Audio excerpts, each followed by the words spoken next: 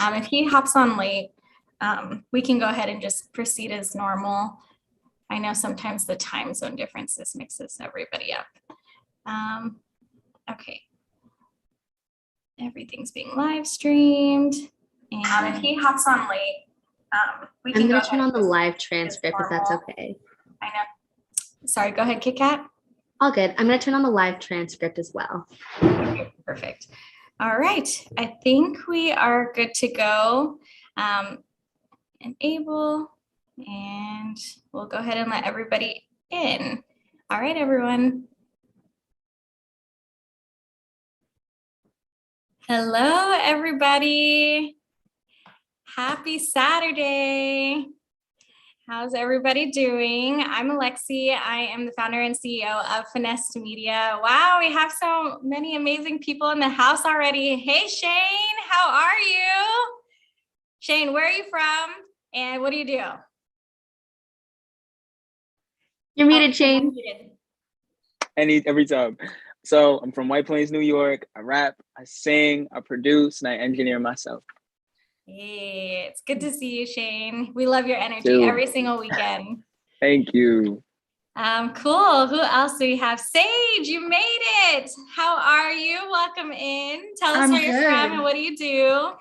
Hi, everyone. I'm Sage. I'm 22. I'm from New Jersey, and I'm an artist manager. I just graduated from University of the Arts.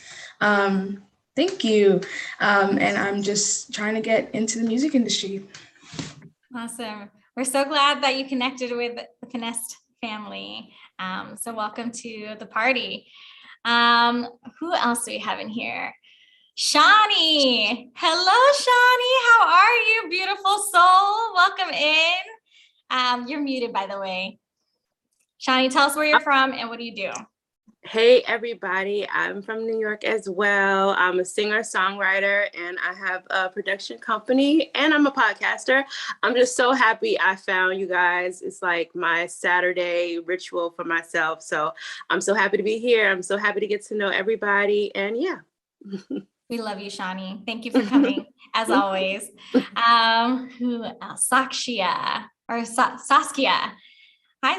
How are you? Wow, thank you. How are you? Would you like to tell us where you're from and what do you do? I'm from London and I do artist development, music marketing, and kind of helping artists with their management side of stuff. So yeah, that's what I'm here for. Nice. Thank you for coming. We're so glad you made it today. Thank you. Naomi or Naomi? Naomi Phil? Yeah, you have it right, Naomi Phil. Hello, everybody. I'm Naomi Phil. Musically, I go by Amy, AMI. I'm from Trinidad and Tobago, and I am an artist / songwriter, and I'm just here to learn, you know, the role of an artist and what I should look out for, you know, in artists. I mean, managers, sorry, in the future. Nice. Naomi, it's so good to meet you and welcome from Trinidad and Tobago. That's amazing.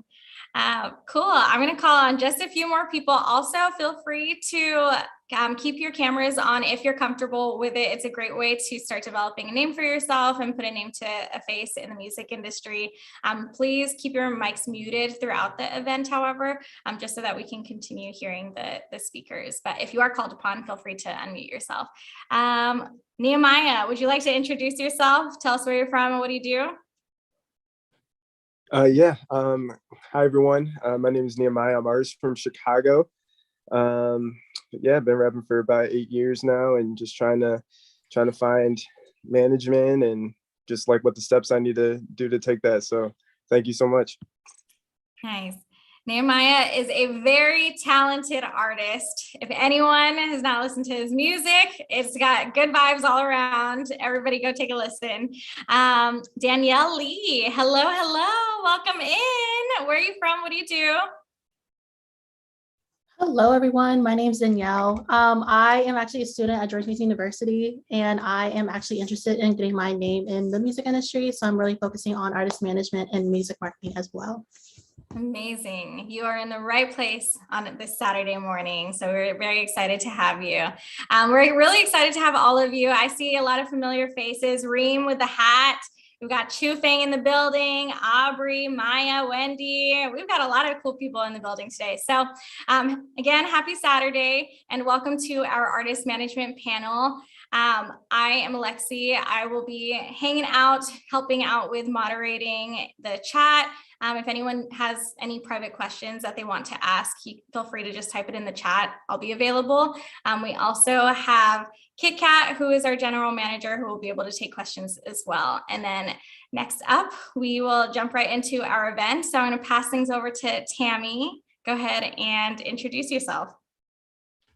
All right. Hi, everyone. My name is Tammy Henderson. I'm an events coordinator and artist marketer for Finesse Media. And today I am your host for this panel.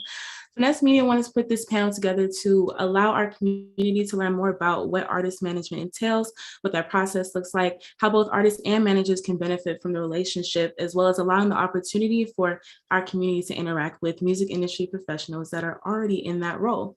I want to thank you all so much for joining us. I hope you're just as pumped up as I am. And starting out, I just wanted to give a brief rundown of the event. So for the first 30 minutes, we're going to have a discussion with our lovely panelists where I'll ask a few questions. And then around 12:45, I'll open up the floor for our Q&A portion so that our audience can ask questions. And then for the last 30 minutes, we'll have our listening session. For artists that have submitted music, you'll get the chance to hear some feedback from our panelists. And so I'm sitting here, I'm saying panelists this, panelists that. Tammy, who are our panelists? Well, I'm so glad you asked. Allow me to introduce them. First up, we have Shelby Chargin, the founder of Girls Behind the Rock Show and founder of her own management company called Don't Ever Call Me Doll Entertainment, where she manages multiple artists, including Lisa Dene, Tefler, Nicholas McCoppin, et cetera, et cetera. Shelby, if you could wave and show the people that you're here. Next up, we have Anh Vu, who has had her hands in all kinds of things like operations, marketing, strategy, the list goes on and on. However, she now focuses her time and energy into artist management and currently manages EL.SY, who we all know and love. Anh, are you in the building? Let everybody know you're here. And then last but not least, we have Christian McCurdy, who also owns his own management company named Legion, where he has a roster including the likes of Nisha Charles, Ant Clemens, and Jack LaShawn. Christian, are you in the building? If you are, just give a little wave of the hand. If not, he will be here soon. So let's get right into it. I have a few questions for you guys. And my first question is, I just want to know how you got into management. Anh, can you start us off and tell us what your story is? Yes. Hi, everyone. First of all, very thankful and grateful to be here. Thank you to Finesse Media for having me. And thank you for the lovely introduction, Tammy.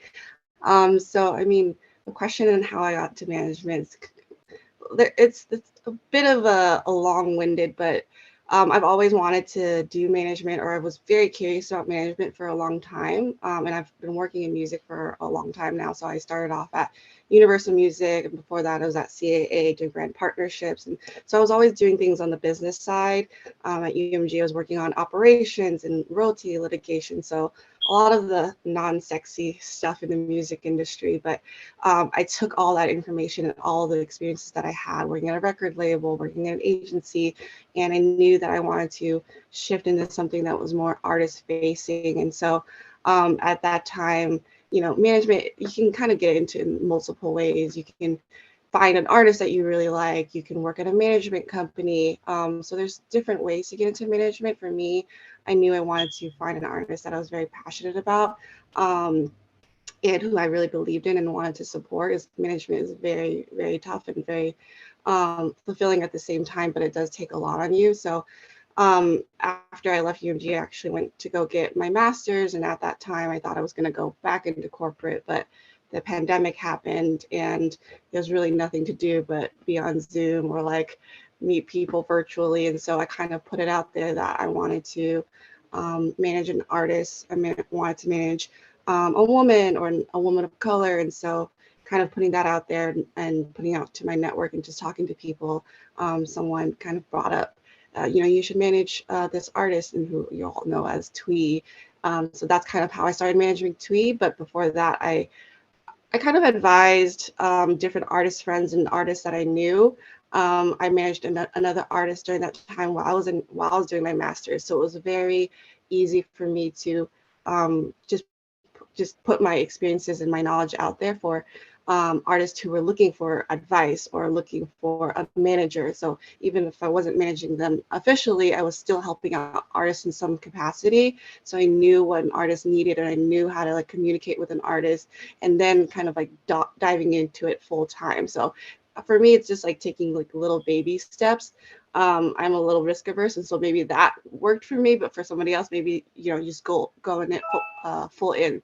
And I will say the pandemic helped me jump into it full time. Right. I love that you use your expertise and put it into your passions. That is so great. I also just got word that Christian is in the building. Christian, where you at? Say hi to the audience. Hey guys, how you doing? Sorry on the delay.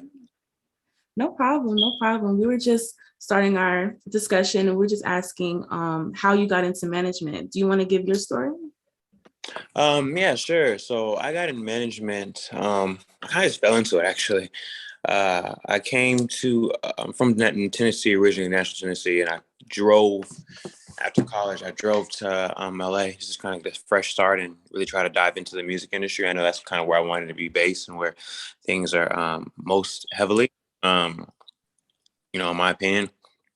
So I kind of stumbled around for a while, and then probably after about 9-10 months being there, I got an internship at Atlantic Records as a A&R intern, and was just out finding producers, writers, artists, everything kind of for the label. Eventually, I found a producer that was really, really talented, and the A&Rs there decided to sign him on to a publishing deal actually, and asked if I could manage him in the process.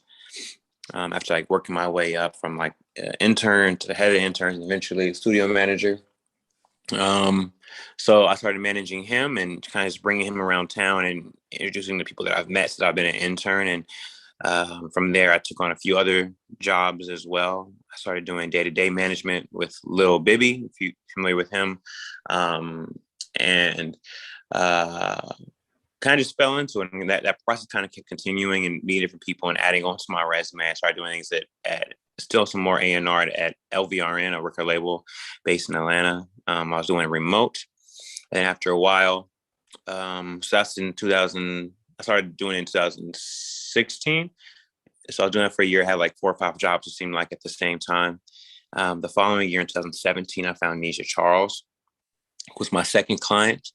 And things kind of started taking off of her relatively quickly. So at one point I kind of got too busy. I had to drop my Atlantic position and my LVR position, just kind of focus full on to management. So I had 2 clients. 2018, I started working with Ant Clemens, who's another writer, producer, writer, artist. And just kind of every year I get like a client or 2. I try to keep a boutique and build out my staff as well. So I don't know if that answers the questions or not, but you know, that's kind of like a bit of the background. Cool. Yeah, I like that you mentioned like climbing the ladder, going through internships, because we always stress the importance of internships over here and how that can definitely help you. So that's dope. Shelby, what about you? How did you start into management? Yeah, so my story is a little bit different. When I was 22, I founded the nonprofit Girls Behind the Rock show to help young women who wanted to get into entertainment. And I always kind of had full-time jobs in music on top of that, and marketing and digital media. And I worked in multicultural marketing, specifically for Nike, AT&T, HBO, and like those at an agency for a while. And then I moved into branding over at Paradigm Wasserman Music, which actually, Christian, I worked on some of Ant's brand deals throughout the pandemic. I just slept in September of last year. So that's really funny. We were probably on a couple email threads together at some point. But yes, so that's kind of where I got all of like my business background and acumen in the industry, and kind of learned that. But because of Girls Behind the Rock show, I kind of had to educate myself on literally every part of the industry, not like expert level in each, but just enough to know to answer questions, to direct people to the right type of mentors, to understand which businesses do what, how it gets done, help people kind of find their path. And through that, I found a love of just this one-on-one relationship of developing people in the industry. And that kind of turned into wanting to do that with artists as well. And so last year, around September, I decided that I wanted to create like almost an incubator management company for artists who really have a lot of potential, but don't have, financial means, backing, whatever, that could help them kind of get to that next level of where,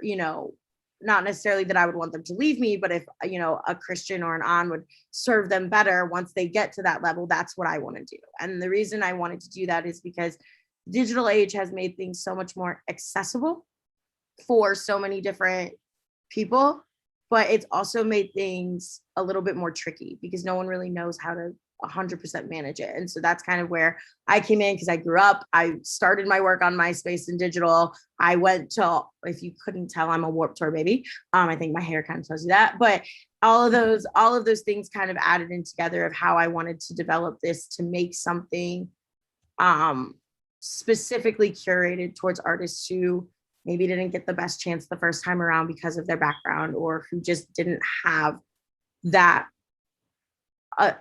easy of a start. And that was my whole thing. And so I started it in September. I started looking for clients. I launched it 2 weeks ago with 10 people on digital media and 8 people on management. So yeah. Actually, that's an interesting start into management. We love GBTRS over here. I'm in the Facebook group and I love all of the interactions. So that's super dope.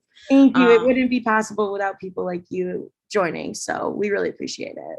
Yes, of course. And so you guys all mentioned some of the artists that you manage. And I was just wondering, when working with some of the artists that you manage, what are some of the qualities that you appreciate in them? And anybody can jump in and tell me their bit. For me personally, it's humility and just being like humble in general, and having a desire to work. Sometimes people kind of come into it thinking they know everything, or thinking, seeing that you're good for things. I'm really a big person on just energy and having a desire to work. Like I don't want to work with anybody who isn't enjoyable to work with. That's the biggest thing. And then the other thing is obviously something that I'm personally passionate about. I try not to follow when I'm looking for somebody new trends or anything of that nature, because I feel like if I'm not passionate about it myself, then it's harder for me to work. It feels like a job at that point. I kind of wanted to never feel like a real job. Got you. Okay, so let me see. Humility, desire to work, passion. What? Yeah. Okay, I'm writing it down. I hope my audience is taking their notes. Yeah. So what about you, On? What's your take? Agree on. When I started first working with Twee, and any artist that I worked with, as much as I wanted to work with Twee, I knew that I wanted to manage her. And I told her, I was like, I don't want to work with you if you're not serious about your career, because I can't be wanting it more than you. This is I know I work very hard, so I need somebody to match my energy, match, what I'm going to put in, because at the end of the day, it's your career. So somebody who's very hardworking, and also passionate about their craft and serious about their craft. And I know that the thing that makes her the happiest is making music. And so I never want them to kind of lose that fire or lose focus as to what they're doing. And at the end of the day, somebody who is just very, very humble, like Christian said, but also very self-aware. You don't think that you're going to get to X, Y, and Z just overnight, and very just trust somebody who's self-aware and able to trust the process. And sometimes it's not always the wins, and there are bumps in the roads, and just know that at the end of the day, you're doing what you need to do, and you are where you need to be to get to the end, and just be able to enjoy the process. Got you. All right, my artists, got to keep that fire, keep that passion. What do you think, Shelby? I mean, both of them said it very, very well. I have to agree. It has to be people who really care about what they do, but also people who are willing to work with you, who aren't just expecting you to kind of be there whenever they call and then disappear whenever they disappear. You have to have people who are willing to go through the process with you at the same time. This is a rough industry. You got to be able to trust the people you're working with. And I think it's just so important that when you are bringing on clients, not just, On said, matching your energy and your work ethic, but also respecting your person, there's a certain amount of respect that goes both ways. It's having people who understand that calling at 2:00 in the morning is for emergencies only and not for your brilliant idea, write it down, tell me tomorrow morning type thing. Like really having people who understand boundaries too. Right. I like that you said that you want them to bounce off of each other. And so with that in mind, I want to know, what do you think your artist looks for in you when managing their career? You can go, Shelby. Okay. That's a rough one. I think most of the artists that I'm working with, because they're also at the beginning stages, I think they're just looking for someone to trust business-wise who is going to help them and not take over. What I've learned, especially with my work with girls as well, is that a lot of young artists nowadays want to be able to understand their finances, want to know what's happening with their royalties, and be able to kind of have that acumen that it used to kind of just be on the business managers and managers to know.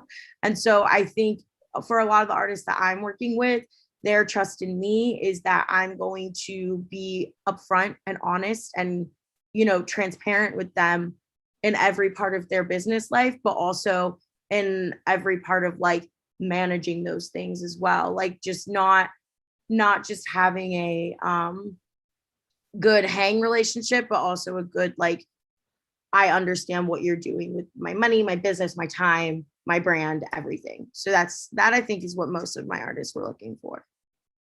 Got you. Looking for that hands-on experience. What about you, Christian? What do you think? I think Shelby hit it on the head, to be honest. I think all of my clients just looking for something they can rely on. I think that's kind of the biggest piece, like a lot of times, especially, with people who are still establishing themselves, it's industry can kind of be, a place that feels a little dangerous, on the personal and business side, you know what I mean? Like people will try to take advantage of you at times if you're unaware. So just somebody they can really trust on and rely on. And then as things scale up, people that just have their best interest at heart and not something that is doing things like I think any of my clients would trust me to do what's best for them as a whole in the long term versus what's best for myself in that moment. Got you. What's your take on? I definitely agree on that and everything, especially, having their best interest. At the end of the day, you are representing them. So you have to know what they want and be able to make the decisions that are right for them. I guess one thing that was a big feedback for me was I have a lot of experience and I understand the industry. So I think that a manager should have that kind of experience or a background, or at least, know enough to be able to make great decisions for the artist. But one thing that I got as a feedback that was great insight into what an artist might look in for a manager is that somebody who, even though they don't have the answer for everything, that they're willing to figure it out. Because management isn't like a clear path. Nobody, it's like X, Y, and Z, this is what you do. Every situation is different. Every artist's career is different. And I'm learning as I go on the way too. So as much as I know on the business side, there are a lot of things that I don't know. But Twee really appreciates that. Even if I got a no on something, that I will figure out a different way to get to the end point. Like one door closes doesn't mean that opportunity is gone. And she appreciates that I will figure out and do everything that I can to get to whatever it is that we need to do. Got you. Okay, so my artists were looking for reliability, someone we can count on. These are all important things to look for, okay? So next, I want to know, what are some key roles that you play in management on a day-to-day basis? Like, what does your schedule look like as an artist manager? I mean, I feel like it changes every day. To be real, I feel like it's a different thing. It's a lot of emails. It feels like for me, a lot of emails, a lot of meetings, a lot of calls, like all day, every day. It's kind of like a back-to-back thing. And then also bouncing around. Like I started out in A&R, so I kind of like have a lot of influence in that within my team. So I'm doing emails, calls, meetings, all those things. And in between, I'm going to sessions as much as possible, kind of piecing together things on that side of things. But it's definitely just like as you said, a figuring out thing on a day-to-day basis. Got you. What about you, Shelby? I think for me, it's really much the same. A lot of what I'm doing, because like I said, I have so many clients because they're all like smaller. I take a little bit more of a hands-on educational, hands-off practical approach, where some of my artists, I'll just be like, hey, here's how you handle this, loop me in, make sure, if that's how they want to do it. But for the most part, it's pretty much the same. It's meetings all day, setting up sessions, making sure that, everything is affordable, financially, sound, and then kind of also just being there for your artists. A lot of times artists have like a lot of rough goes or their trials and tribulations. And so there's a lot of like making sure you're making time for those people as well. And, prioritizing certain moments over business and kind of getting, through to them. So it's a lot of balance, I think, for me in that way, day to day. Gotcha. How do you balance your schedule on? It's definitely a lot of meetings and calls, a lot of emails. For me, like my artist isn't signed to a major, but so being a manager for an independent artist is kind of funny because you kind of have to figure out like what role you need to fill in when you don't have like another partner in. So like if I had an artist at a label, there was somebody kind of like handling more of the digital marketing, more of like other things around the business. But with her, I'm kind of doing a lot of that. So a lot of in between meetings, calls, is also a lot of research into like what partnerships we can do, what is happening in the industry. Like right now, we're looking into getting into like NFTs and things like that. So a lot of reading up on new technology. She's partnered with a lot of like emerging apps. And so those are the things that I'm also kind of trying to keep abreast of, as well as like meeting with other partners. And I'm starting to go back into like sessions with her, as I don't live in the same area that she does. And so like once I move back to LA, like I'm going to be more in-person meetings, like going into sessions and being with her on the creative side. So that's fun. I think that's something that's really important, what you said. I feel like as some of the like newer clients, they're still developing, it's definitely a situation where you kind of fill every role that they need at that moment, and I think it just never changes. Like obviously the bigger roles, like bigger clients, for instance, they have business managers and even investment managers and PR, all a laundry list of things, right? An agent. But before they get that and get those pieces, I have newer clients that I'm all of those things for them, I'm even their security sometimes, you know what I'm saying? It's definitely a thing. It's kind of be everything, their best friend, their therapist, their security, their the whole nine. So it's really good, dope that you said that. My dad made the joke when I started this company a couple months ago. He was like, so you're like a mom doing business for this person. And I was like, exactly. That's exactly what you are. I love that. And in a good way, in a positive way. I think it's part of being management is that you do love working directly with artists, and that's why you do it. And there's a lot that goes into that. So yeah. Right. I love what you said about the mom. Like that sounds really accurate because you guys sound busy. Okay. So I want to know, like, can you guys speak on some of the biggest challenges that you faced so far with all the stuff that you have going on? Go ahead, Ann. I know you want to speak. I mean, there are a lot of challenges. I think one I kind of alluded to earlier is just like figuring things out. Like this is the first, and I guess like of my career, but also Twee's career. And so that is just putting the pieces together as to how do we make the right decisions in that moment, but also not let the pressures of everything else going on. So we've had a lot of label conversations, but is this right? Is this what you want? Or we've had a lot of conversations into like taking finances. And so I think the biggest challenge would be like not to lose sight of what it is that you want at the end of the day. And also like things change. And so I think you also have to be very open to changing, I guess, the way you get to the end. So maybe one day she's not interested in signing label, maybe the next day she is interested. So you have to figure out and juggle out like what the best decision is. But on top of that, it's a lot of managing personalities and managing relationships. Thankfully, like Tui and I were like really great friends too, outside of like business.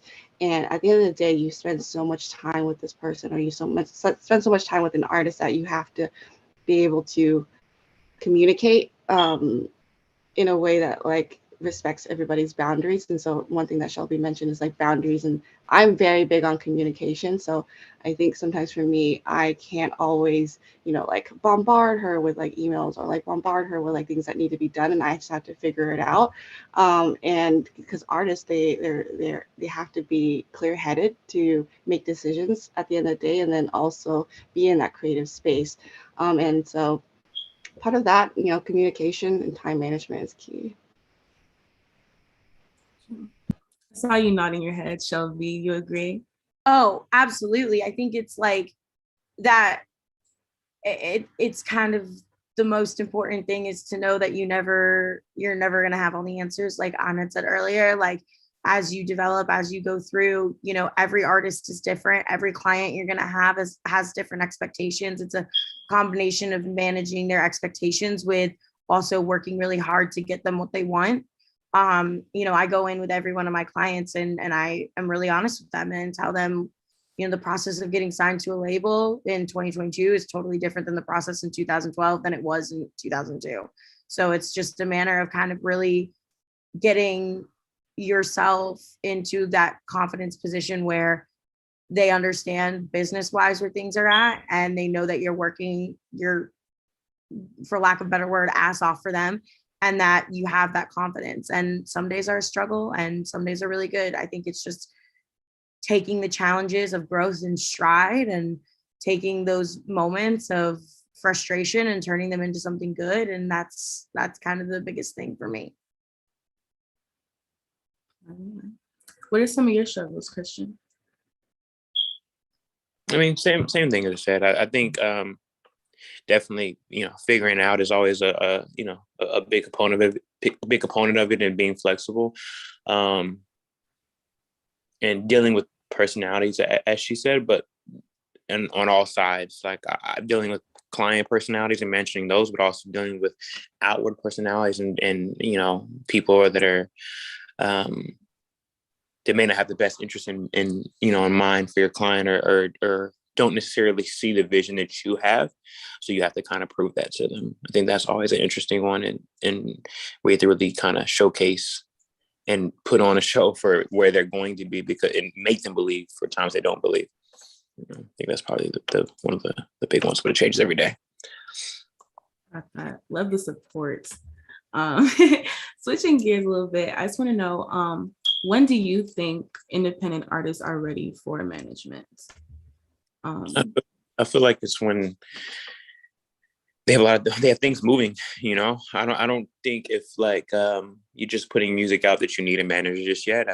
I feel like you should be getting a manager and people come to you for management. You know, when managers come to you or approach you, like when it's that time, you know, I just feel like that's the best time. I feel like when you go outwardly looking for a manager, usually it's too early.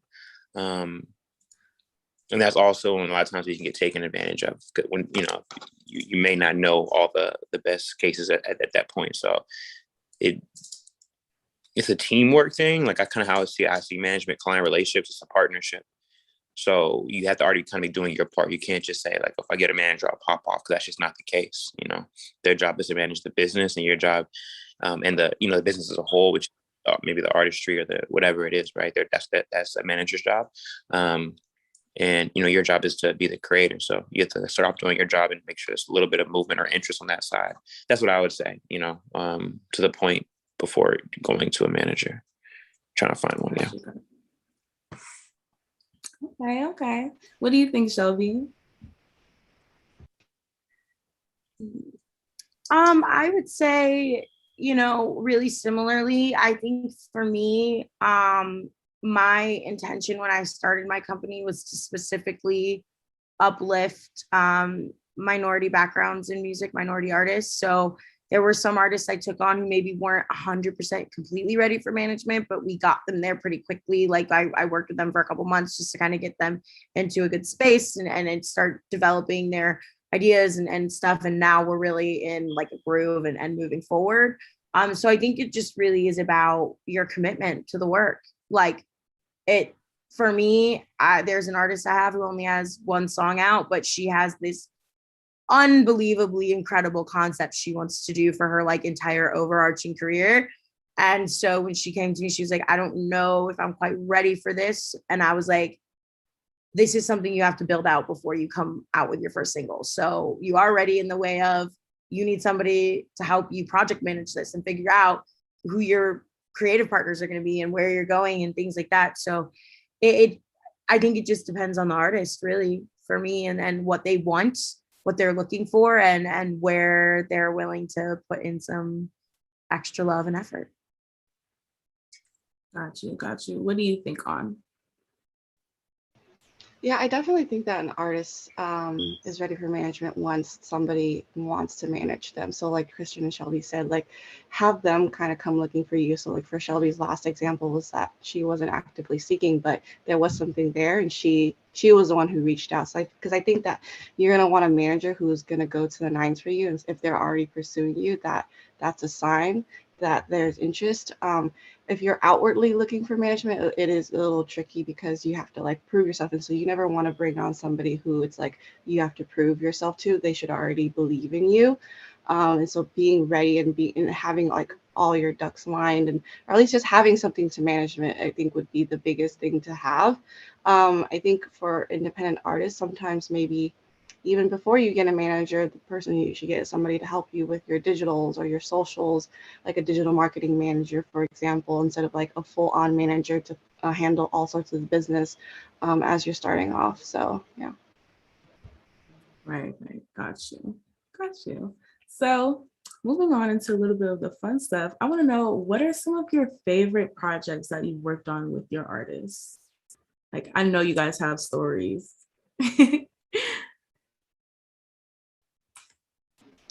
For me, definitely her EP. So her project that dropped at the end of last year around October was my favorite because Tui and I come from a very similar background. We're both Vietnamese. We're both from the Bay Area. We're similar in age. And so when I first started working with her, I was like, oh, she's never dropped a project before. It's always been singles. And so, and you know, sometimes people say this day and age that like albums don't matter anymore. But I think in the R&B role, they do, and like in certain genres too, they do. And I think it's important for her to tell her story because and that can kind of wrap up into like whatever project she wants to. And so as I started working with her, the project started coming about slowly. And I think that I kept asking her, I was like, so where is this going? And for her, you know, when things click creatively, they just click. And so she came up with a name, and then she came up with like what it is behind the EP, being why she chose the title, I Hope You See This, and what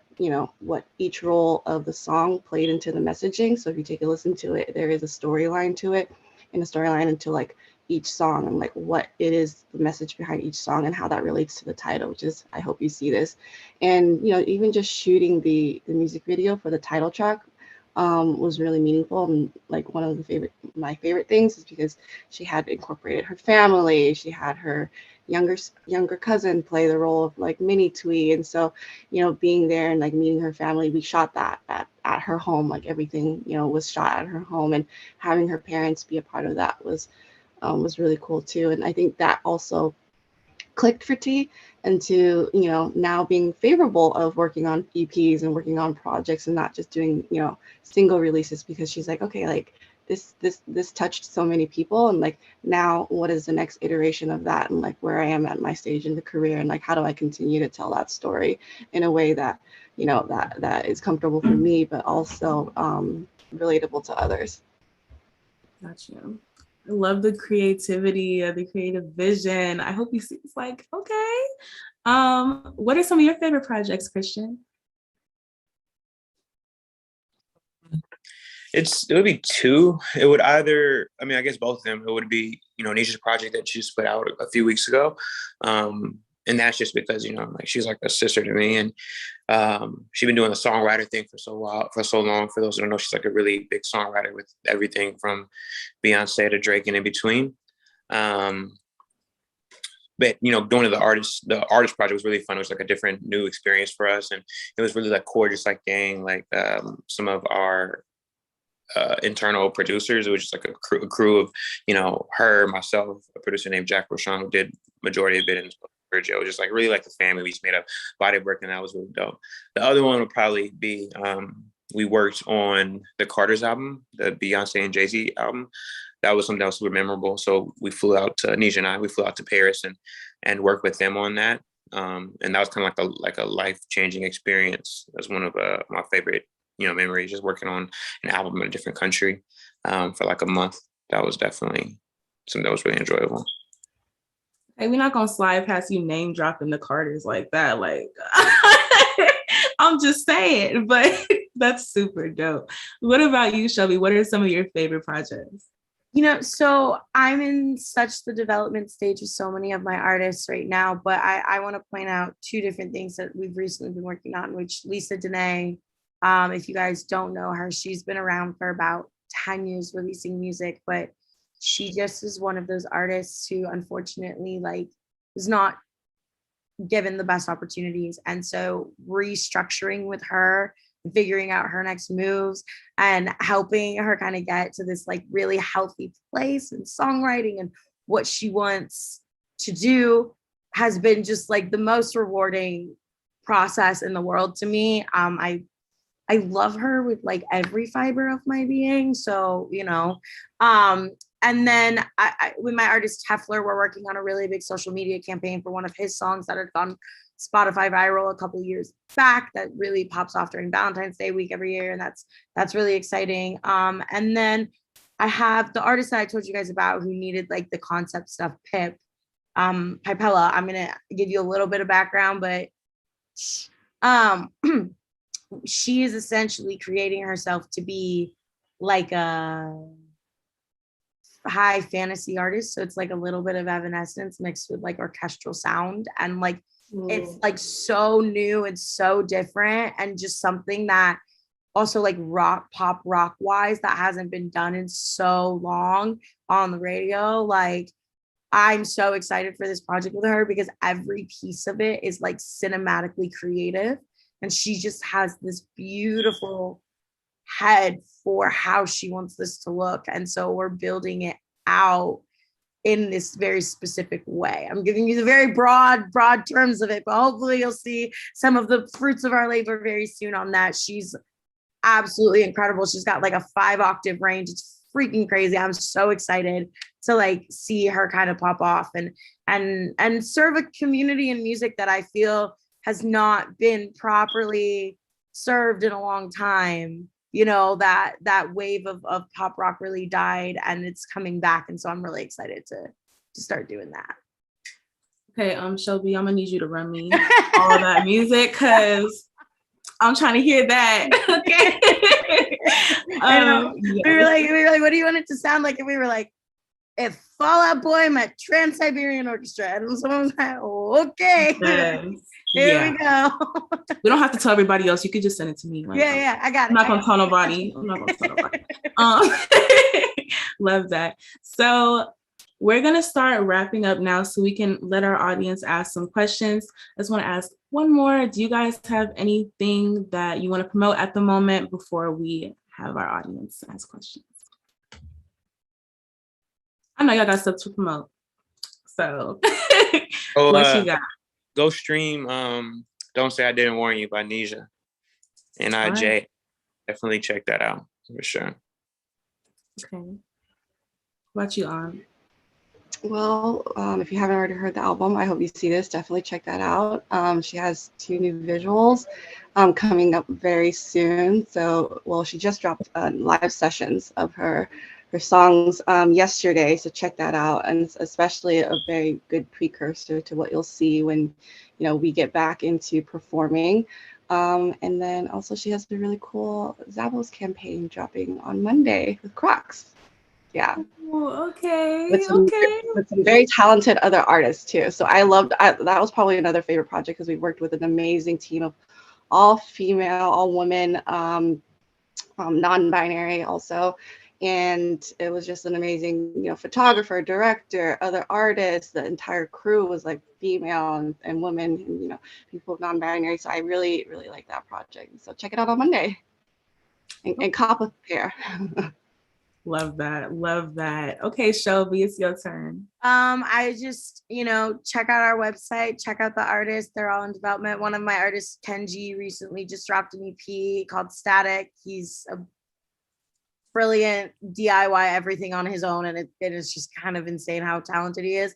And then I'm always just going to plug for anybody on the back end of the industry who wants to get into it, Girls Behind the Rock Show. We are a network for young women and gender diverse people looking to get into the music industry, and I would love for any of you who are more on the management or looking to get into that career side who aren't in there to please join. It's the other half of my life. Definitely. Got you. Well, thank you guys so much for answering my questions. And now I just want to roll it over to our Q&A. So I know we already had a few questions in the chat, but for those that didn't drop any, if you do have a question, just use the raise hand feature on here under reactions. And then when I see you, I'll call on you. But from what I've seen already in the chat, I know I saw Desiree. Do you want to ask your question? Where you at, girl? Yeah, sure. Hey everybody. Sorry, I'm in the car and I look crazy right now, so I have my camera off. But yes, my question is, what would be the best way to approach artists that you're interested in managing, whether it's verbally, like you're with them in person, or you're sending them an email or a DM on Instagram?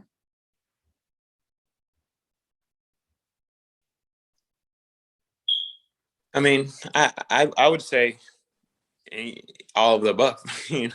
I think it just depends. If you have a relationship with them, then of course I think in person is always great. But sometimes if you're doing a reach out, you don't know them. It's whatever they respond to, whether that's a DM or an email, or just getting a hold of them. And finding what's probably whatever medium they use the most. But I don't think anything. I don't think there's a right or wrong way to do it. Things kind of usually. Or I guess I should have asked, like, what would be the best way to ask, like, if you could just provide like an example of, something you could say to them? I mean, something would definitely be that, that you're a fan of their music. I think it starts there, that you're a fan of what they're doing and their process and like where they're at and kind of establish a relationship if you can. If it's something that doesn't feel like super, super urgent, if they're going crazy right now, then you may have to kind of cut some of the formalities short. But I think that is important to have, to show them that you actually care. If you just hit them with a, hey, do you have a manager?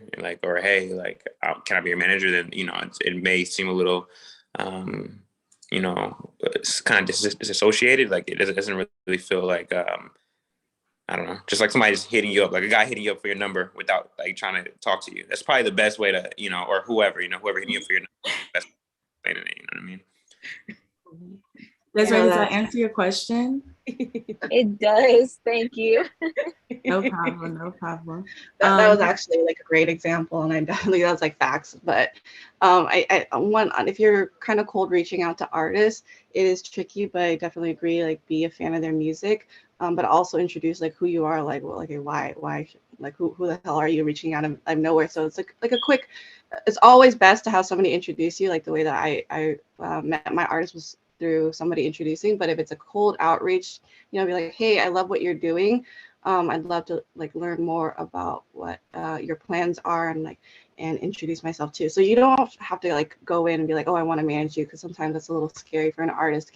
But if you're just interested in having a conversation, I think that's like a very nice way to be like, oh, I love what you're doing. I'm very interested. I love your music. Would love to start a conversation. So it's very non-committal for an artist. I think that's the thing too, and like very low risk to have a conversation with somebody who's interested in what you're doing. Yeah, and I would just back that up by saying, being a fan of their music is important. And if you're cold outreaching, like for me, it's a little bit easier because I also do digital media. So sometimes I cold outreach to people for digital media stuff, and then they're like, oh, I also want to bring you on for management. That happened for quite a few people. But I think when you're doing that, just, being able to kind of give them a little bit of your accolades too, like letting them know, like, I'm legit, I'm about, like, I know the business, because a huge part of what a lot of young artists do is they find somebody who says, oh, I've got money and I'm a manager and I know what I'm doing. And they've never really done a deal before. They've never conducted any business before. So just like giving them the resources to be able to check who you are, double check that you're legit, and giving them that kind of like confidence in you and your abilities.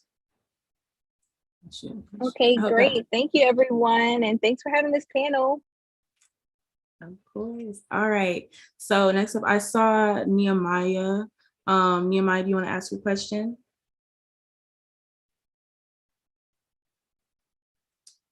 Nehemiah? You're muted, Nehemiah.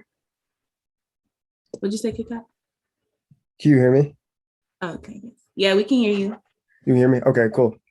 So I was just wondering, like, as an artist myself, like, and I'm looking for management, would it be okay to like contact managers that I know, and just be like, hey, just keep a lookout, like, here's what I'm doing, here's what I'm working on. Do you want to come alongside? Or like, is that okay to ask, like send out to like 4 or 5 managers that you would want to work with? Be like, here's what I'm working on, here's why you could want to manage me. Is that okay? I'm of the belief in this industry that as long as you're respectful and not being annoying, cold reaching out and just letting somebody know what you're up to is never a bad thing. Because with the influx of stuff that goes on around people, sometimes you miss stuff that you'd be interested in. But I think it's just, like I said, have the balance. Don't, for lack of a better word, heckle them and things like that. But just make sure that, like, you know, you kind of have that respectful, hey, I'm just letting you know, and kind of go from there. Yeah, I think this kind of leads to one of the questions earlier too, but if you're reaching out to an artist manager, I think that it's totally fine to be like, hey, this is who I am, this is what I'm working on, and this is like what I hope to get. So not necessarily like just cold reaching out, but like kind of have a plan for them. Like, okay, like you have this music, but like what's coming out after that? Like, what do you want to do with this music? And it's like someone kind of like alluded to earlier, it's definitely not just like a take relationship, it's a give and take. You have to give them something to expect to work on. I personally wouldn't say like, oh, this is, would you manage me? But I kind of want to present it in a way that is like, it would be a loss for them if they didn't manage you, but not necessarily say that. Sometimes people don't like being told what to do, so you almost want to make it, present it in such a way that they're like, oh wow, this is, you know, really fire. I see something here, like I would be at a miss if I didn't hop onto this. And in whichever way you frame it, like, you know, I'm doing something very unique, and this is the music, and this is why I'm so passionate about it, and I would love to expand my team in whichever capacity, and then let them figure it out how they want to be involved. Okay. Christian, you want to add anything? Yeah, I mean, I think what this is spot on, and then just like to add on to that would just be, you know, I guess like I definitely think it's really like nothing's wrong reaching out. I think you should if you really like rock with somebody that you see. But I also think if you don't know them that well, just for your own protection, you should kind of like word it in a way is like, hey, like this is what I'm doing. I'd love to like meet up with you and talk about it and see if things align with us, you know? So that way it's not so much in their court either, you know? Like, I think that kind of can help out with what I was saying. Like, it just kind of makes it a little bit easier. Cause I feel like if you 100% say like, yo, like you should do this, or I want you to do this, it kind of makes it seem like, I don't know, you kind of want to leave some room, you know what I mean, for them to want you to, I feel like, you know, so. Does that answer your question, Nehemiah? I'm gonna take that as a yes. Next up we have Alexi. Alexi, what's your question? Hey everyone. I know we have a bunch of artists or early stage artists and upcoming artist managers or folks who want to become artist managers.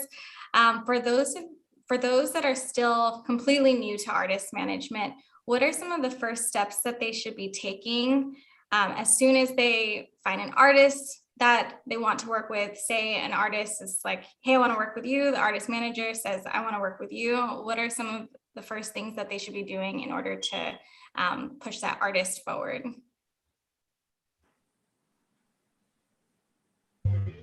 Definitely set expectations. Be very clear that everybody understands what an artist manager does. An artist manager isn't their agent, but like I said, at the beginning stages, you're doing like literally everything under the sun. But also be very clear as to like what an artist manager does. Like they can't, like I feel like some people think that like an artist manager is supposed to be the one that like books you the roles or books you like shows and things like that. But sometimes they do that at the beginning stages of your career when you don't have an agent, but that's not necessarily so. And then also be very clear in like your communication standards, and so, or like what are the things that are important to you to make this relationship successful. For me, I was very big on making sure that we are very communicative. I'm not going to bombard you at all hours of the days with things, but like I do need you to respond so that I know what I need to do to make the decisions or like move forward with this project. And then also just understand like energies. And so for me, like one of the first conversations we had is like, what's your sign? Like, what do you like how do you communicate? And so I mean, that seems very, I guess, like silly, but for us, that's important. So like figuring out what's important to you and, whether or not your values align. And then at the end of the day, like I said, expectations, like, do you want to sign to a label? Do you like know exactly what you're working towards? Not like, oh, I have music, I don't really know. And if you don't know, that's totally fine too. Be very clear that like, I'm a new artist, I don't really know what I want, but I would love to know what your insight and like where I should go. So in that capacity, the manager does have a little bit more of a, I guess like not leverage, but like weight on like how you should roll out a certain project or like what we should do to get you to the next steps. Mm-hmm. So do you have anything to add? No. I'm backing up on that, and then also just also knowing like where they're willing to budge, setting expectations, telling them when you're doing like where, but also talking to your artists and being like, hey, if this doesn't work out the way you want, what are you willing to change courses with me a little bit? Like, can you be flexible? Because I think one of the biggest things that I've learned about working with artists and I work across a lot of different genres. And one thing that I have noticed about artists who come from more DIY backgrounds is that they really want to do things their way. And you kind of have to make sure that when you're working with artists who are so used to DIY, that when they have a team, it's like, you don't have to do this alone anymore. We can do this together. And kind of getting them out of that headspace and getting them to be a little bit more flexible is really important too. And making sure that they're open to that. Got you. It's a good note. What do you think, Thank Christian? you. Oh, yes, your question's answered? Yes, my question is answered, Tammy. Thank you. Okay. Okay. Who we have next? Reem, what's your question? Okay, I was wondering, first of all, thank you guys so much for coming to talk to us. But I was wondering, what are some like red flags, I guess, when you're talking with other managers and stuff, whether you're reaching out to them or they're reaching out to you? Like, what are some things to look out for that are like, okay, I think I might be getting played. This seems kind of sketchy, like other than just like a vibe check kind of thing. Like, what seems like really fishy?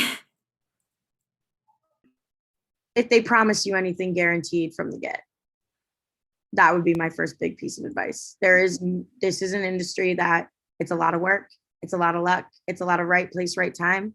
And if they're promising you something that seems too good to be true, it likely is.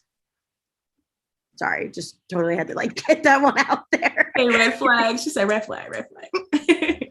Definitely that. There are no guarantees, I guess, in the music industry. Another one is like, if the manager is a little bit loose-lipped about what they did with their previous artists, like, you can talk about like, other artists that you worked on, but you're talking on things like that shouldn't be said, that are very personal to, that artist. That is a definitely red flag for me, because, I wouldn't be going around saying things that like, like where I'm working on with my artists, things that are not public. So. Yeah, and I would just say like, they kind of like check to make sure that they're really like, about what they say they're about, and also truly fans of you. A lot of times people, period, not just managers, but people just hype things up and say they're the best, say that you're the best, and say they're the biggest fan of everything you're doing and you're incredible. Ask them simple things like, what's their favorite song? Like little things like that just kind of feel like really helps out that. Because sometimes things will be moving well and they'll be like, oh, like I got to jump on this, but they're not really a true fan of you. So, or if they're like too aggressive, I would say, of course, you don't want that either. Like almost all my artists are on my workout playlist. That's how much I enjoy their music. Like you should love your artist's music. And if they don't, yeah, like Christian said. And I would say this is advice for anybody you bring on your team, not just an artist. And so like even I go through the same things as JNR trying to figure out like, new team members where you're like, very simple questions like what song do you like? And if they can't answer it, that's a huge red flag. Does that answer your question, Reem? Yeah, it does. Thank you guys so much. Again, thank you. Cool. All right, we have time for one more question. So Amaya, what's your question? Hi everyone, I'm Maya. Thank you for having this event. But my question is, what would you guys say was one of your greatest mistakes, and how has that shaped you into the manager, just business professional that you are today?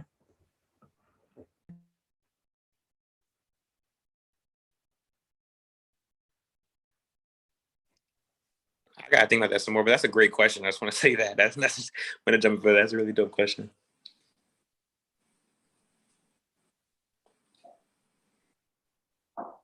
Anybody want to jump in, or y'all thinking?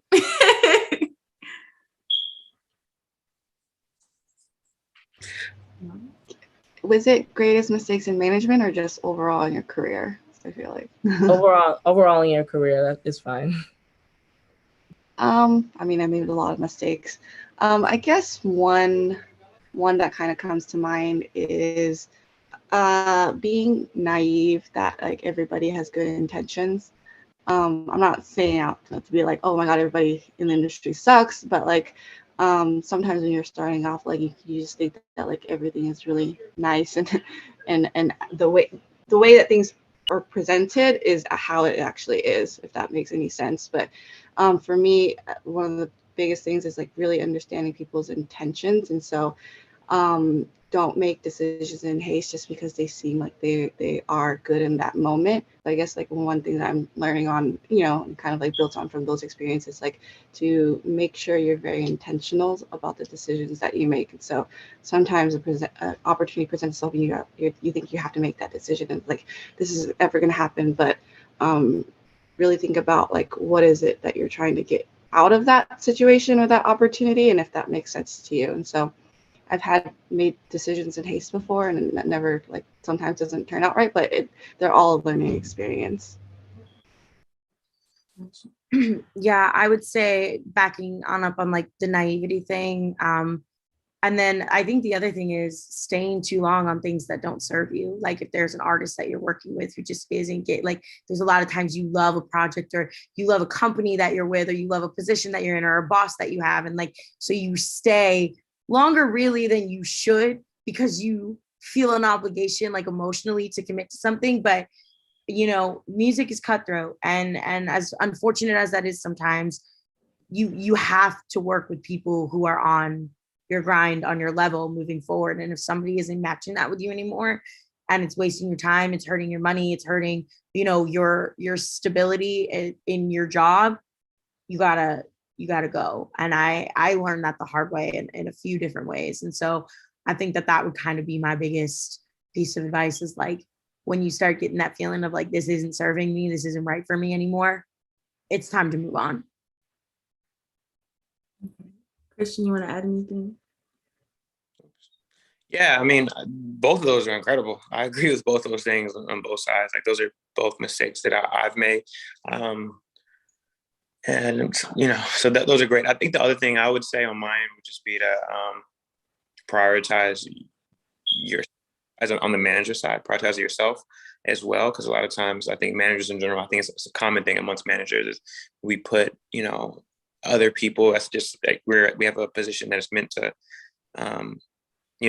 essentially our lives are dedicated to other people's lives in a way, you know what I mean? So it's very hard to lose yourself in that. So I would say just prioritizing time for yourself and mental health. I'm a big, advocate for mental health, and at times the music industry or the work, whatever gets in the way of that, and you don't make any time for yourself and to decompress and to, just to feel whatever that feeling may be, just to feel. So I would just add to that, but I think the other two were incredible and definitely things that I've run into in the past. Okay, thank you for your question, Maya. I hope that answered it. Thank you. Yeah, that was great. Cool. I know we have a few more questions from the audience, and we have to move on to my favorite part, our listening session, but you can connect with our speakers on their socials. On Christian, Shelby, where can our audience connect with you? Mine is just Mr. McCurdy. That's my name. Mr. Mr. McCurdy, MCCURDY. And it's on the sheet too. So I think I put my email on there as well that y'all sent through. Yeah, I'm Jorge Shelby on all my personal, and then if you want to find my companies, they're all in the bios. So Girls Behind the Rock Show and Don't Ever Call Me Doll are both tagged in there. Gotcha. Okay, where can we find you? I'm AN 5 H's. I just typed it into the chat. Cool. Also, for those that haven't seen it, we do have a contact sheet going around. You definitely want to fill that out so you can start networking with other people in the music industry. And yeah, so let's get into my favorite part, the listening session. So let's pull up and share my screen. I have to head out for another call, but I did mention, Tammy, I'm sorry I can't stay for the listening session, but if you do want to send me stuff to listen to, send it over to Tammy, and then she can get it to me, and I'll definitely share some feedback. Yes, definitely. I totally forgot to mention that. So everybody say bye to On. Thank you so much. Thank you so much, everyone. I'm very, very excited for this. And, honestly, this was a great start to my day. So it was really good seeing everybody, but thank you. Hi, On. Thank you so much. Everybody unmute yourself really quickly and say thank you, On. Thank you, On. Thank you. Bye. Bye. All right, let's get into it. Let me see. And Tammy, while you're setting up, let me just make an announcement really quickly. Okay. Cool. Hi, everyone. I'm Alexia. I'm the founder and CEO of Finesse Media. For those of you who are new to our group, we host these events every single Saturday for free. So please stay connected with us on our socials. Jenna is typing them in the chat every so often, and let us know what kinds of events you all want to see too, because we've been hosting free events for the last 2 years and we're running out of ideas. So we need some good ideas from the audience and want to know what you all want to learn. So please continue to interact and engage with us. So Jenna just dropped the socials. But yeah, First of all, if you do think that this event has been helpful in any way, shape, or form, also unmute yourself before we get into the listening session and give us a little woo woo. Woo woo. That's the best part of our Saturday, just saying. Cool. So Tammy, I'm going to pass things back over to you. Thank you everybody for joining in. This is our listening session. Tammy, you want to talk a little bit about what our listening session is for? Yeah, so basically we have our listening session so that our artists can get some feedback from panelists. You guys can find some new music, all of the above. And yeah, so starting out, we have Amaya Santos. Amaya, are you here? You want to say something about your song? Hi. Hi. Thank you so much for having me, and thank you for this amazing morning. It's really helpful, learned a lot, so thank you so much. Cool. So we have Amaya with Late Night Thoughts. Let's go.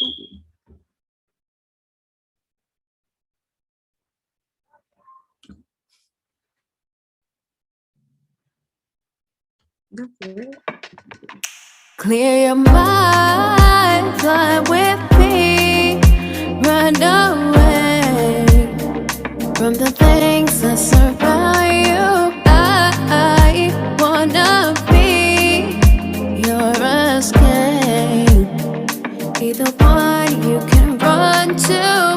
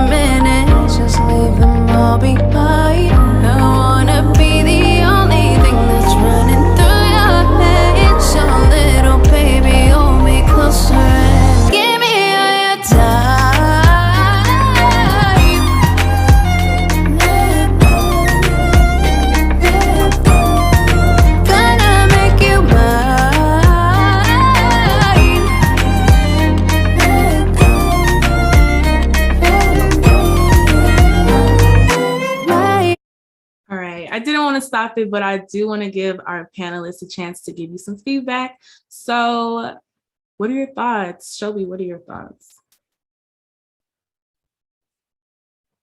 I like it. It has a very different vibe, and I really like that. I like the combination of like a bit more of a different sound with like the a little bit. I want to say it's like more R&B vocals, but that's a really broad term. I feel like. I think it's catchy. I think in my mind, a lot of times when I hear independent artists, I'm like, oh, I want a little bit higher production always on certain things. That's just also me being an audiophile. So that would just kind of be my only tip is like really making sure that whoever is mixing and mastering your songs is like really like making it as smooth as possible in the transitions and the sound and yeah, all of that. What do you think, Christian? Yeah, I mean, I'm on the same page. I think you're definitely talented. I just, agree with her in the sense I don't know if it showcases as well as it could showcase, how talented you are. If you did have somebody like somebody better mixing it and balancing the vocals and adding some cool effects and smoothing things out, I think that would take it to like a whole other level. But I do think it's dope for sure. Gotcha. Thank you for submitting your music, Amaya. I hope that helped you out. And next up, we have Chuefeng. Chuefeng, do you want to introduce yourself and your song, boo? Hi, thank you, Tammy. My name is Chuefeng. I use she, her, and hers pronouns. I'm an openly queer and transgender singer-songwriter.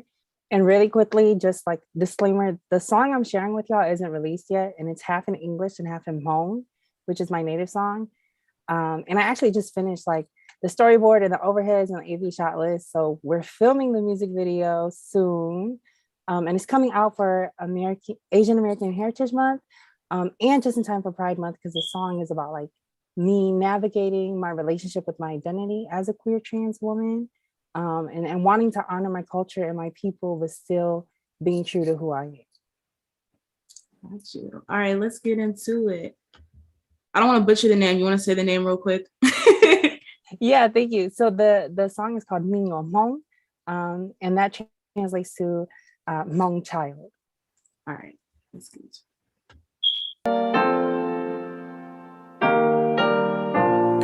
Don't cry, don't cry.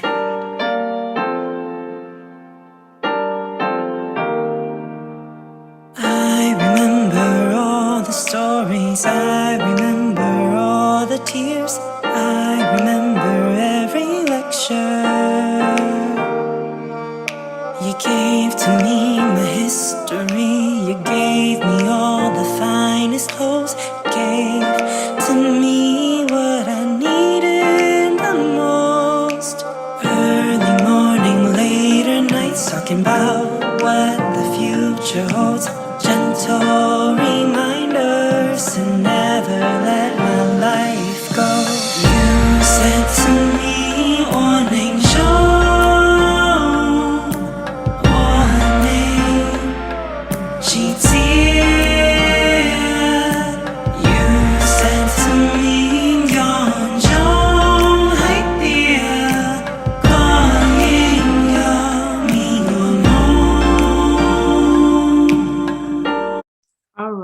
All right, loved it. What did you think, Christian? Yeah, I think it's hard to really give so much feedback on it. It's definitely something new. I think that's really cool. It's different. Where's the language that you're speaking? Where is that based from again?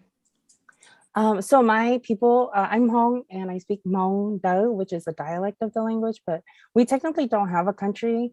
What I like to tell people is like what the white folks did to the indigenous people of the Americas is what like the colonizers of Asia did to us. So we don't get a country, we don't get a flag. So yeah, and fun fact, this song I produced it myself, and it was actually really hard because I incorporated Asian instruments, but I didn't know the English names. So it took forever. That's really cool. I like that you balance both worlds. I think that's something that's important. You know what I mean? You have the mixtures of your cultures. Any feedback, Shelby? Absolutely, Chuefeng. You know, I've listened to some of your other stuff that's already out. We've had conversations before. This is just such a level up from what I've heard you release before, and that really makes me excited. I think it's very cool to incorporate your two different cultural backgrounds. What I love about this though was that you didn't make the use of different instruments the center of the narrative. You allowed them to, you know, encompass the song. I think a lot of times when people try to incorporate different types of sound into their music, they center around the different sounds that they're incorporating rather than like allowing the song to naturally come together. And I really love that about this, that it just sounded very like well blended and naturally together for like the different things that you were putting into it. So really well done. Thank you so much. And honestly, that was why production took so long, because I was like, I wanted to blend the way I blend my culture and like being American all together. So thank you. Yep. Thank you, Chuefeng. All right, next up, we have Brianna or Be Wise. Are you here, girl? Want to introduce your song? Okay. I'm not hearing anything. If B-Wise isn't here, we can go ahead and move on to the next one. Okay. The next song, we have Elijah. Elijah, are you here? Yep, I'm here. Are you want to introduce your song? It's like a lo-fi rap song. I'm not really sure how to introduce it, but it's been sitting in my files for a long time and haven't released it yet. So yeah, there's nothing else to say about it, I think. Okay, that's cool. All right, so we have Elijah's Know That I Need You. That's cool. Since the moment that you came into my life, I've been running from the cold. Now I'm running in the skies and I didn't have a home. Now I'm sleeping for the night. Demons coming from my soul, now they're running at the sight. And the devil wants to know, yeah, how I'm still alive. Little lamb from the old, yeah, they did sacrifice. I was living in the wrong, now I'm living in the light. I was chilling with my loss, now I'm picking up the fight. How it feels here, so far away. Take me somewhere we can be alone. I know that I need just how it feels here, so far away. Take me somewhere we can be alone. I know that I need You're the reason why I haven't killed myself, and you're the only one that needs to stay in my mental health. Suppression, depression, distress, all of my tension. Do I even need to mention the weight of my wealth has been weighing me down to the depths only to drown? But you dove in for me, yeah, even with the crown. But your linen got soiled from the tilling and toil, and I'm spilling my oil at your feet I am found. just how it feels here, so far away. Take me somewhere we can be alone. I know that I need just how it feels here, so far away. Take me somewhere we can be alone. I know that I need And you know my inner thoughts. All right. So I saw Shelby bopping your head. What do you think? I can't work Zoom. I love this beat. I always know I'm gonna enjoy a song when I like listen to it and immediately can see myself driving in traffic in LA and not freaking out. And that's kind of the vibes of the song. It's really calming, things like that. My only big advice would be like, and this might just be a personal preference, to work on your cadence over the beat just a little bit. There were a couple parts there where I saw it just knock off a little bit, and it kind of like interrupted the flow in a way that interrupted the song a little bit more. But you did a really good job of like making like, I love lyrical content that like is really like intense for a really chill sound. Like there's this song by Death Cab for Cutie called The Sound of Settling, and it's the happiest sad song in the world. And so I really like juxtaposition like that. And I really appreciated that about this song. It's a hard thing to do, and I love that you did it so well. Gotcha. What do you think, Christian? Yeah, I mean, I think, once again, she kind of hit the nail on the head. I really like the feel of it, and it feels good. I'm a person that is a big believer in just music feeling good, trying to think about it too much. I think with this type of music though, like delivery is such an important thing. And so I like the narratives you're saying and like the bars that you're putting down, but I think the delivery would just take it to a new level as well. Just really working on the delivery and the tone in your voice, which isn't the easiest thing to do. So, but I do think that's something that like would take it to the next level. I hope that helped, Elijah. Thank you so much for submitting. And next up we have EL.SY. EL.SY, where you at? Hello. So hi everyone. My name is EL.SY, but my real name is Lily. I'm an artist that is based in LA. And this song is released. And I would love your feedback and thank you for being here. All right, so we got EL.SY with Shadow.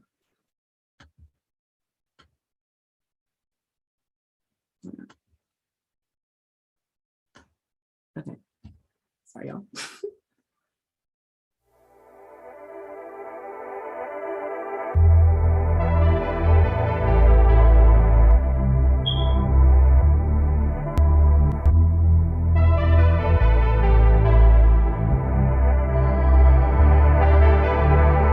2 years with no sleep.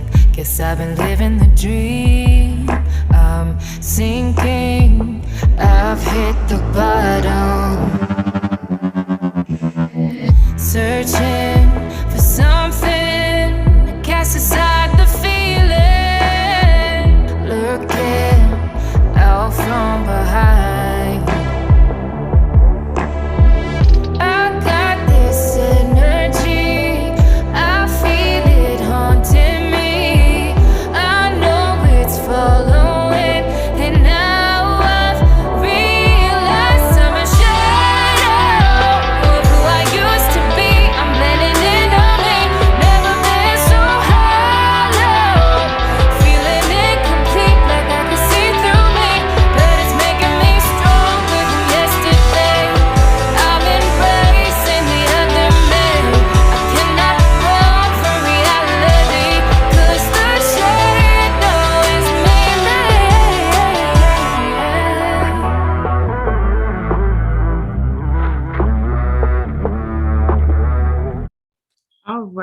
That was Shadow. What do you think, Christian? Any feedback for EL.SY? Yeah, I mean, I think you have a really cool voice. I really like your tone and the delivery in it for sure. That's probably my favorite part of it is just like hearing your voice. And I think that it's feels like an emotional record. You know what I mean? I really like that. Only constructive criticism I would say is I think certain parts of the lyrics, a little stronger, but as a whole, I think it's a really, really fun, dope song that touches you. And I think that's like one of the most important things about music is music that really like connects with you emotionally in whatever capacity that may be. And I definitely think this one does. Gotcha. What do you think, Shelby? The only other piece of criticism I would add is that I think part of the reasons why, like Christian said something about a little bit of the lyrics being stronger in certain places, I actually think some of them get lost in the production of the chorus. It's like your vocals are a little bit overshadowed by the music. So I would suggest when you work with producers moving forward, making sure that doesn't happen. But as you have a beautiful voice, like this is really a great song. And then it shows so much incredible potential. I'm really looking forward to see what you do in the future. Gotcha. Hope that helped you, EL.SY. Thank you for your submission. And we only have one last song. Brianna, are you in the building yet? You want to play your music, boo? No, I don't think so. That's all right, Tammy. We can go ahead and skip this one. If Brianna wants to send it to you, we can send it out to On for some feedback. Okay, cool. So then that wraps up our listening session. Thank you all for your submissions, and I hope that the panelists gave you the advice that you needed to hear.